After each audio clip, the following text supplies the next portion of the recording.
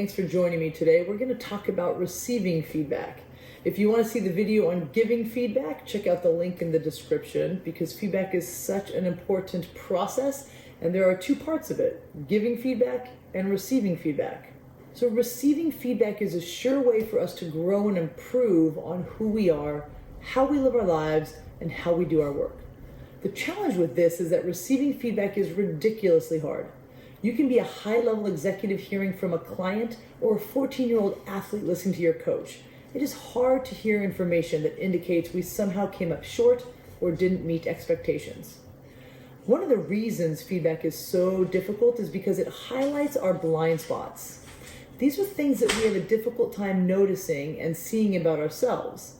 The challenge is that often other people can see these things and they recognize these things quite clearly in us. And then in giving us feedback, they share those with us. Those things are often quite hard to hear. So it certainly is not easy, but there are ways to prime ourselves to receive feedback in ways that will help us really grow from it. So the first step, be open. Staying open-minded and being willing to listen to what somebody has to say is the first step in taking in feedback. Part of this process is your perspective and your mindset.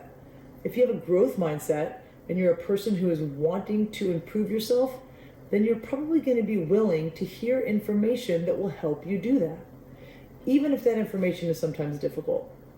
It's sometimes more difficult for those of us that really try to improve ourselves because we work so hard to be our best self that it stings quite a bit to know when we've fallen short of that. But stay open and curious to the information that you're getting. It will help you become better. So with that in mind, take the information that resonates and leave what doesn't. Feedback comes from many places and in many forms. It may come from our boss or our parents. It comes from colleagues and friends. It comes from the consequences of our actions. If something goes the way that we wanted it to go, that's good feedback for us. If something didn't go the way we wanted it to go, well, there's learning there too. But remember that you are the expert on your choices and your behaviors. Sometimes people don't have all the information or they don't have the context of the situation, but they still want to give you their opinion. Okay, take what resonates and leave what doesn't. Somebody may offer you something that just doesn't seem to fit, so don't take it. Be grateful that they spent the time to share their thoughts with you and to help you become better, but know that you get to make the final decision on how you change your behaviors and how you change your actions in the future. The next one, check your defensiveness. It is completely natural and very common to get defensive when we hear feedback. Of course we're defensive. We want to defend our actions and we want to defend who we are and the choices that we make. The problem is that defensiveness comes from a closed place, and so when we are defensive, we're unable to hear where we might have strayed off course, made a poor choice, or done something that did not have the outcome that we were looking for. Be aware of defensive tendencies.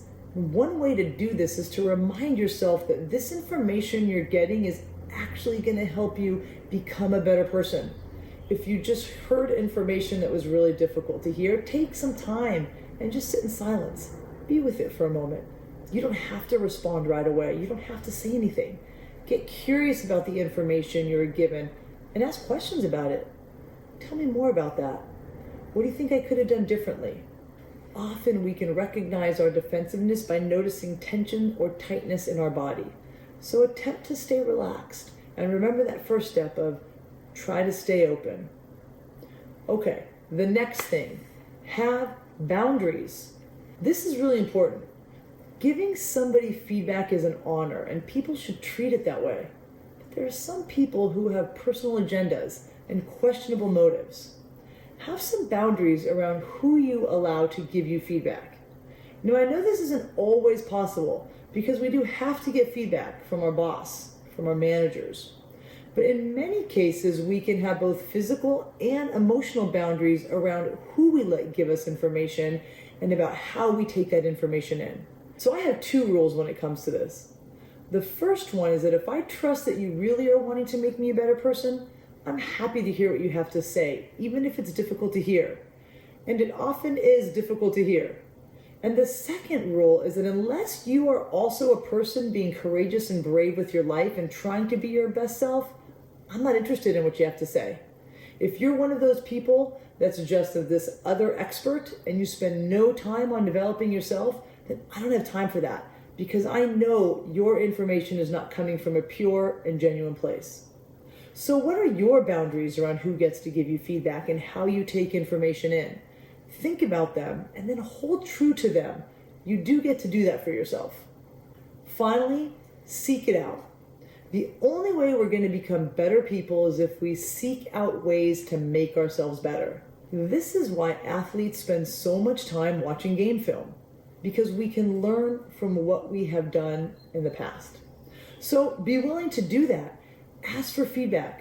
Find those people who you can trust and who you know care deeply about you and will give you the honest information that's going to help you become better. And the thing about feedback is that it's a practice. The more you engage in the process, the better you will get at it.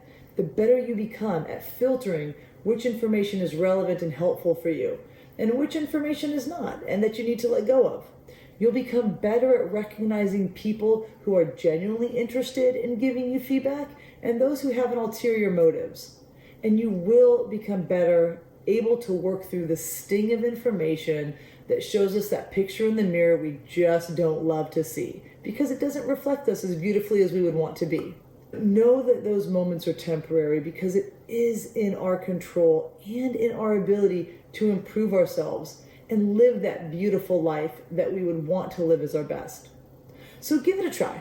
Spend this week thinking about where you might seek out some feedback to make you a better person. I appreciate your time. I know it's valuable and scarce, and I'm super grateful you chose to spend it with me. I will see you next time.